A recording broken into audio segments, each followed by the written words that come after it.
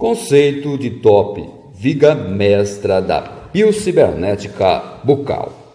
O TOP proprioceptivo consiste num aparelho idealizado pelos dentistas cibernetas para se detectar a postura correta ideal para o paciente. Através do TOP, consegue-se distensionar e liberar os movimentos da ATM, articulação temporomandibular, colocando o indivíduo numa relação de conforto e bem-estar. Trata-se de um aparelho confeccionado em resina, articulado e montado sobre as parábolas com um pequeno remonte de resina colocado na posição em que requerem as disfunções do paciente. É um aparelho de fácil conservação e limpeza, podendo ser removido para as refeições. A cor da resina deverá ser aquela que mais se adapte à personalidade e à necessidade do momento do paciente. Um dentista ciberneta, portanto, terá que ser mais que um profundo conhecedor de odontologia para ser também um conhecedor do comportamento humano. O TOP proprioceptor é utilizado ainda nas correlações dentárias e demais correlações morfofisiológicas bucais, tendo várias finalidades terapêuticas e topológicas. As figuras a seguir dão uma pequena visão das muitas variações de TOPs que poderão ser utilizados pelos dentistas, desde que conheçam a função de cada um deles. O TOP poderá também ser utilizado enquanto se fazem certas e determinadas correções, mantendo os maxilares afastados, para desenhar mecanismos sensitivos e próprios sensitivos. O TOP é um fator deformante colocado na boca do paciente. Tira-o de sua relação usual e joga-o em outra, deformando em sentido positivo, também se dá forma, função e saúde. É como se fizéssemos uma aculturação anticultura, uma volta às origens, às programações genéticas de vida. Nascemos perfeitos, mas a cultura nos deforma, nos individualiza, nos dá disfunções. Toda cultura é altamente deformante, seja em razão do que comemos, bebemos e sentimos, seja em razão das normas, das crenças, dos valores que nos impingem ou dos treinamentos que nos dão. Geralmente não somos educados pelo sistema, e sim treinados para servi-lo. Todos esses conceitos e os que seguem fazem parte de uma visão unitária e globalizante, indispensável para que se possa dominar e manejar os conceitos e a tecnologia do TOP. No ser humano existe uma hegemonia, um movimento de polarização e despolarização de energias que nós costumamos chamar de dinâmica de potencial. A dinâmica de potencial é altamente relativizada e influenciada pela cultura, embora seja dirigida e controlada por outra dinâmica denominada dinâmica mental. A cultura nos é introduzida através dos alimentos, não apenas do alimento que ingerimos, mas também do ar que inspiramos, das sensações e dos raios cósmicos. Esses alimentos, para fins didáticos, são divididos em 5 subgrupos. Primeiro, sólidos. Segundo, líquidos. 3, aéreos. 4, etéreos. E 5, sensitivos. Os sólidos poderão ser mais ou menos sólidos, facilmente identificados. São aqueles que normalmente ingerimos: arroz, feijão, carnes, frutas, verduras, etc. Os líquidos, como todos sabem e conhecem, são a água, o leite, as bebidas e assim por diante. Os aéreos estão no ar que inspiramos, e através do ar que respiramos é que entram em nosso organismo os maiores valores energéticos. Podemos ficar 20, 30 dias ou até mais dias sem ingerir uma migalha sequer de alimentos que não pereceremos. Podemos ficar de 2 a 3 dias sem beber qualquer líquido que nada de fatal nos acontece. Entretanto, temos somente 2 minutos para respirar. Caso contrário, podemos morrer ou sofrer lesões físicas irreversíveis. Se ficarmos mais do que 3 minutos sem respirar, o nosso cérebro, sem oxigenação, sofre lesões gravíssimas e irreversíveis. 9 minutos, entramos em um coma definitivo, sem condições de regresso. 10 minutos é a morte. Os alimentos etéreos são os raios cósmicos que entram em nosso organismo através de canais específicos. Os raios telúricos, que também são os raios cósmicos, filtrados pela Terra, entram no organismo através dos membros inferiores. Esses raios estão bombardeando constantemente o nosso organismo, dia e noite. Se for colocado um capacete de chumbo em um homem, de forma que impeça a entrada desses raios, no fim de alguns dias ele enlouquece.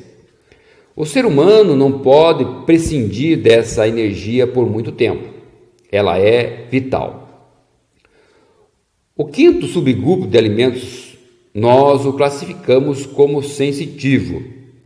É tudo aquilo que captamos através dos nossos sensores neurais sensitivos e próprios sensitivos. É o verbo, a palavra, o som, as sensações e os sentimentos. Todos esses alimentos entram em nosso organismo e vão ser transformados em energias. É isso que nos dá a dinâmica de potencial. É graças a essa dinâmica que andamos, falamos, comemos, constituímos família, trabalhamos, fazemos sexo, etc. Da transformação desses alimentos, os resíduos, da transformação desses alimentos em energias advêm os resíduos, como se fossem as cinzas restantes de uma combustão. Esses resíduos, em grande parte, são eliminados através de nossos órgãos enunctores, isto é, através das fezes, de urina, dos suores, da expiração pulmonar e também da palavra. A palavra também é resíduo, uma forma de excreção. O indivíduo tem necessidade de codificar suas sensações e de transformá-las em sons orais. Caso contrário, bloqueia-se os canais de comunicação, resultando daí vários tipos de neuroses. É como uma pessoa que come e bebe muito e depois não evacua e nem urina, se entope. Com a palavra se dá um fenômeno análogo. O indivíduo tem necessidade de falar, gritar, de exteriorizar as suas sensações. Nos Estados Unidos e em vários países da Europa, existem clínicas especializadas no tratamento de neuroses, e cuja terapia consiste apenas em fazer o indivíduo gritar, vociferar em altos brados tudo o que sente e o que tem vontade de pôr para fora. Em pouco tempo, o indivíduo neurótico se liberta praticamente sem o uso de qualquer medicamento. Aqueles terapeutas acreditam que quando o indivíduo grita e vocifera com raiva, forma-se um elemento químico em seu sangue que o libera da neurose. Só que, até agora, ainda não conseguiram isolar esse elemento químico. Para nós, a verdade é outra. embora eles estejam bem próximos da nossa. Quando o indivíduo grita, força a eliminação dos resíduos, limpando e desbloqueando os canais excretores de comunicação, é por essa razão que toda pessoa muito falante normalmente vive mais tempo e é mais sadia do que aquela que é fechada, calada e introspectiva. O importante é falar muito, não importa que sejam coisas sem importância, porque forçando os canais de comunicação, a mente torna-se mais clara, começa a sentir melhor os fatos efetuadores, tanto internos como externos. Uma parte dos resíduos são eliminados pelos órgãos emunctórios,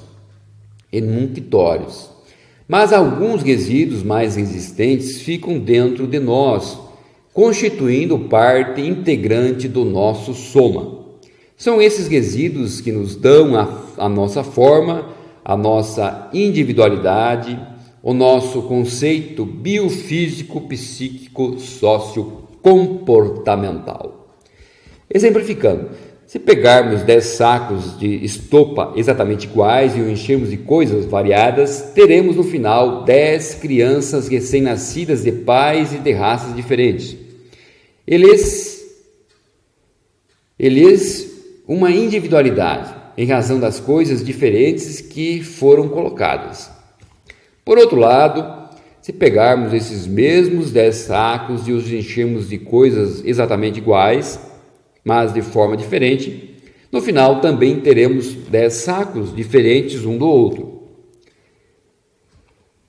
Entretanto, se esses 10 sacos forem preenchidos com objetos iguais, colocados dentro deles de forma também igual, no final teremos 10 sacos exatamente iguais. Com o ser humano ocorre o mesmo processo. Se isolarmos 10 crianças recém-nascidas de pais ou de raças diferentes e lhes dermos os mesmos alimentos, as mesmas normas, as mesmas crenças, as mesmas sensações, os mesmos valores, longe de qualquer influência de outras pessoas, ao final de alguns anos teremos 10 crianças iguais, guardadas apenas as suas características genéticas e raciais. No fundo, somos indivíduos humanos e não seres humanos. Indivíduos porque somos dotados de individualização, seja pela cultura, pelos alimentos, pelos valores que nos são impingidos. Esta individualização é evidente mesmo entre os elementos de uma mesma família. É graças a essa individualização, seja pelas características externas, seja pelos dentes, pelos maxilares e até pelas células que se pode conhecer e analisar um indivíduo. Existe uma corrente de patologistas soviéticos que, através do exame microscópico de uma célula de proteína, consegue coletar dados detalhados sobre o estado global de seu doador. São as chamadas somatopias. A forma, portanto, é o resultado da história e o espelho da função. Mudando a forma do indivíduo, portanto, muda-se a sua saúde e o seu comportamento. Tendo em vista em mente e sabendo ainda que, para cada tipo de postura do maxilar, para cada maneira como se dispõem os dentes, existe um conceito interno e externo, biológico, físico, psíquico, social e comportamental. Determinado pela forma, é que podemos trabalhar com o top. É preciso, por isso, muito cuidado quando se está fazendo uma correção de dentes ou de postura maxilodental, pois pode-se alterar o indivíduo, beneficiando ou prejudicando-o. Existem diversos tipos de tops. Eles podem ser neurais, quando apoiados nos incisivos centrais de circulação. Quando localizados nos caninos, de segurança quando apoiado nos premolares, digestivos quando colocado nos primeiros molares. Existem diversos tipos de TOPs. Eles podem ser neurais quando apoiados nos incisivos centrais, de circulação quando localizados nos caninos, de segurança quando apoiado nos premolares, digestivos quando colocados nos primeiros molares. Cada qual tem sua devida utilidade e função, e cada um deles é capaz de desencadear um processo biofísico, psíquico, sócio-comportamental, de acordo com sua localização e dimensão. Trata-se aparentemente de um aparelho simples, mas de grandes efeitos. Propriocepção é a capacidade que os organismos biológicos têm de perceberem a si mesmo num dado momento do espaço, de autorregularem seu movimento e suas funções. Propriocepção é a capacidade que os organismos biológicos têm de perceberem a si mesmos num dado momento do espaço, de autorregularem seu movimento e suas funções. No homem, a propriocepção é montada sobre um conjunto complexo de informações disparadas a partir do momento em que ele nasce e talvez mais ainda, a partir do momento em que é fecundado. Quando mamamos pela primeira vez, uma complexa rede de informações percorre o nosso corpo, numa sequência de inputs e outputs, determinando a montagem de um importante cartão perfurado do mecanismo proprioceptivo.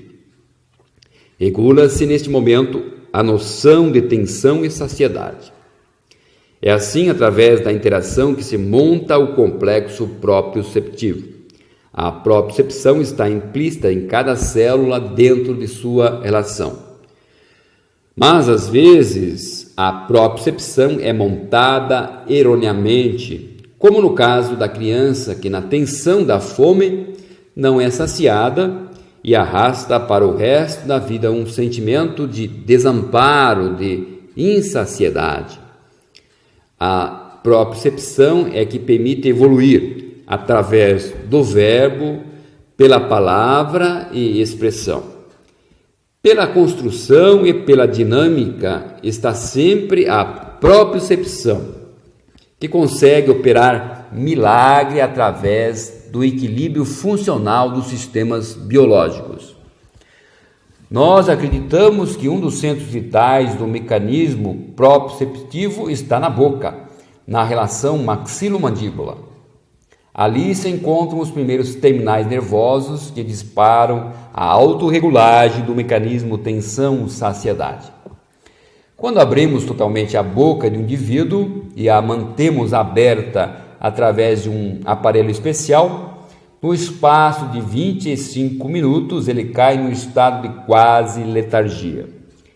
É na boca que encontramos a substância mais sólida do organismo, ou seja, os dentes. Eles são alicerces de todo o soma orgânico. E é na boca, por fim, que ocorre o processamento, a integração energética mais sutil. O contato entre os dentes mantém a estrutura da postura, mantendo por decorrência a estrutura do sistema proprioceptivo. Assim, quando isolamos os maxilares, desconectamos o conjunto, quebrando a relação que foi estabelecida erroneamente. É como se abríssemos a possibilidade de reordenação, de reciclagem e reprodução do sistema. Por tudo isso, TOP proprioceptivo deve ser utilizado com muito critério e objetividade, pois ser feito de forma errada ou usada de maneira incorreta pode, ao invés de trazer benefícios, causar malefícios. Trata-se de uma faca de dois gumes, que precisa ser muito bem usada.